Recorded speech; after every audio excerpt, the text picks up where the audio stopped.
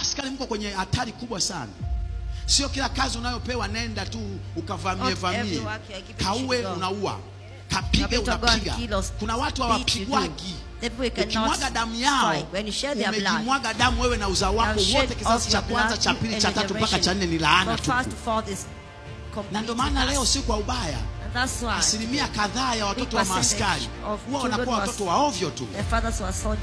Ukiona mtoto wa askari anaeleweka, huyo askari aliamua kuitumikia haki bila kujali kazi yake. Alikuwa yuko tayari hata kazi atoke, lakini alisimamia haki katika uaskari wake. Watoto wake huwa wanaeleweka.